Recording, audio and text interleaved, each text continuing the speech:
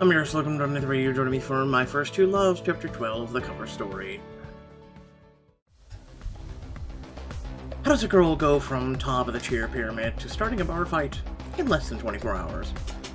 I dreamed of a walk on the wild side, but that was quickly becoming a nightmare.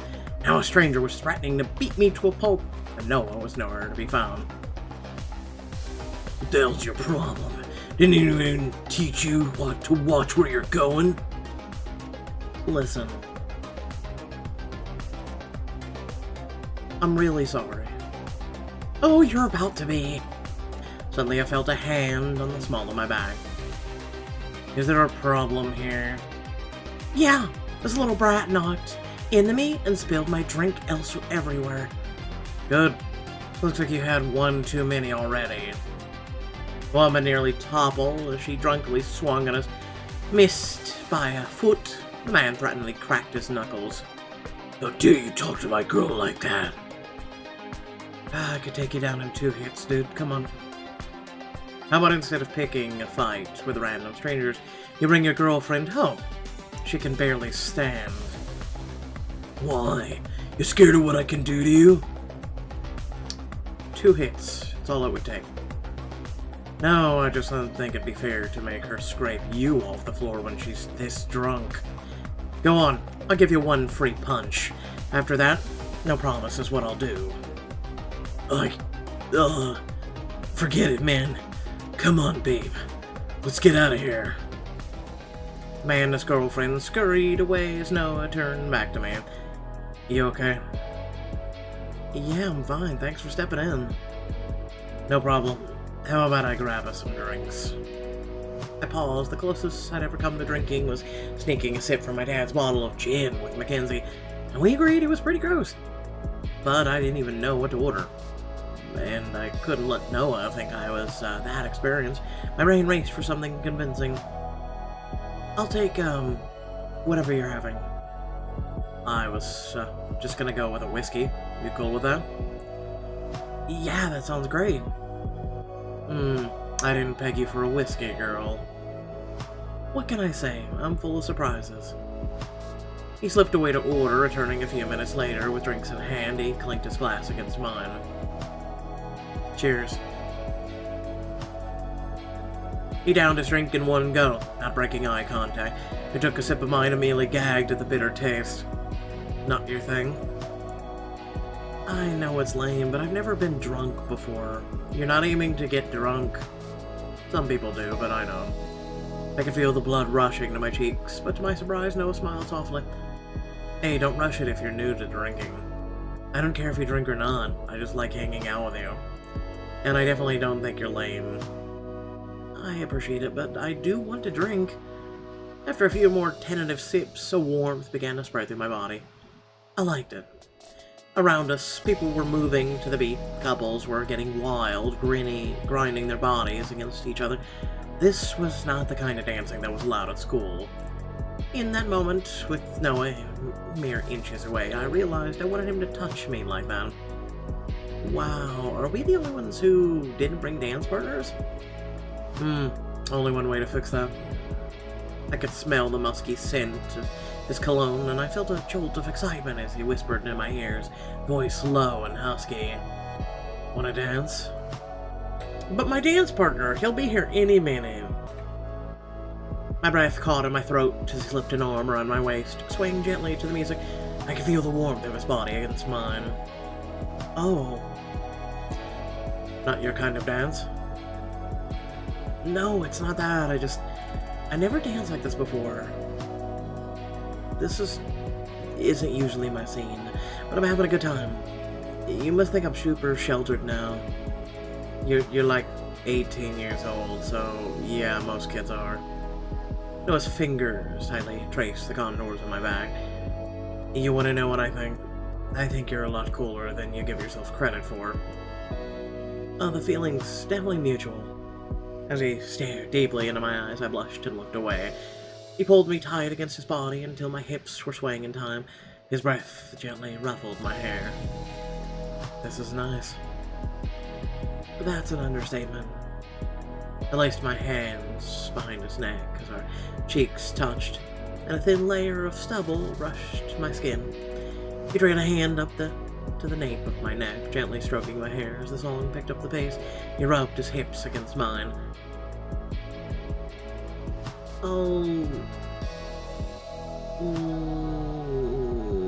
Grind my hips against his.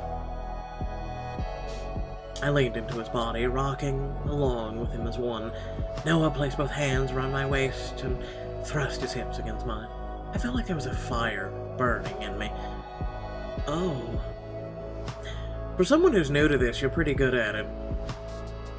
Yeah, well, it's easy with you. Yeah, I'm a lucky guy then. That's right, I don't grind with every cute, mysterious boy I meet. Cute and mysterious? You better be careful talking like that or you'll steal my heart. He leaned down, his lips just a breath away from mine. I thought he was going to kiss me. But he spun me around, pressing his chest to my back and wrapping his arms around me. We stayed locked like that for a while longer, swaying to the music together. He leaned down and spoke into my ear again. This is the first time I've really seen you relax all night. I'm enjoying myself. Good. That was the goal. As the song ended, I felt a vibration in my pocket. I pulled out my phone and saw that my dad had texted me. Where are you? I'm at the exhibition. Oh. My blood ran cold. I was so transfixed that Noah startled me with it when he nudged my shoulder. Everything okay? It's my dad. I told him I was going to be at the cheer exhibition since I didn't think he'd show up, but he did, and now he's wondering where I am. Oh my god, he's going to ground me for the rest of my life. Tell him you're at home. So we can show up and see that I'm not there either? You'll be there, just do it. I texted my dad, heart racing. I'm at home. Too much homework tonight.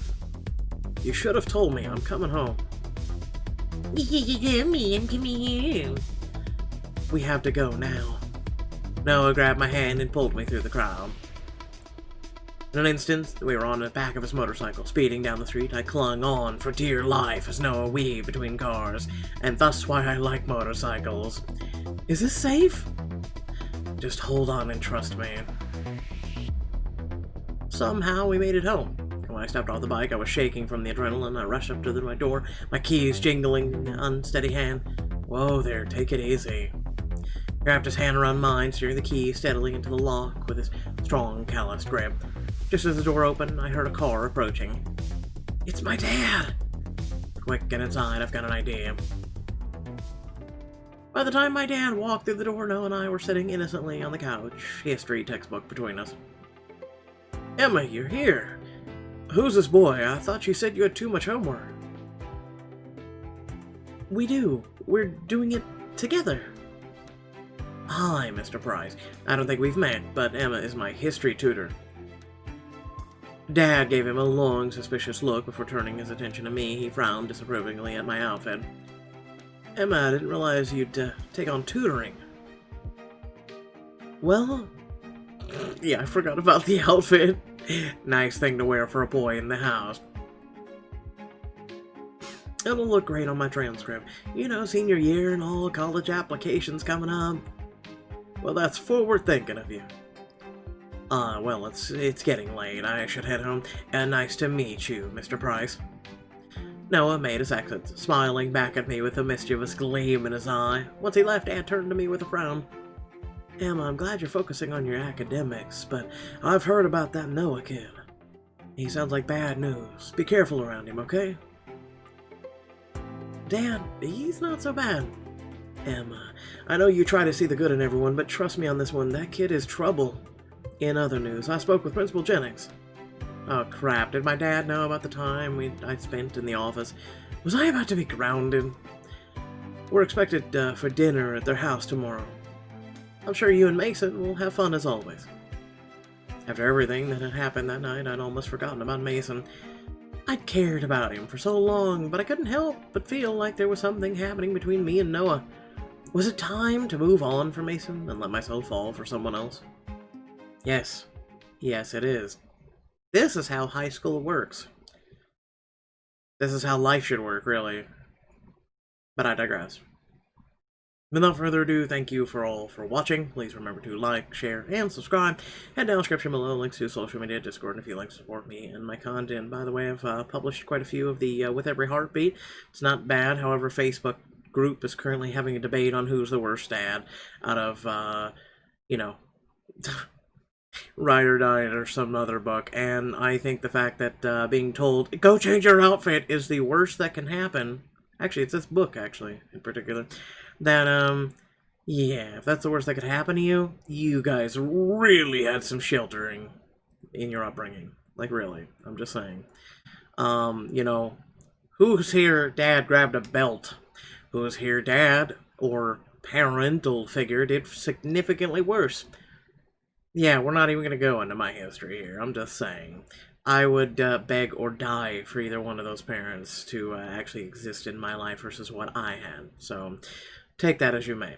Without further ado, thanks for watching. I guess in a way this is cherish your parents, especially because if they're good and they haven't done anything really wrong to you, you should absolutely cherish them. And if you haven't spoken to them in a while, and that's the worst they ever did to you, maybe give them a call, especially with everything that's going on in the world right now. Have a good one. Peace.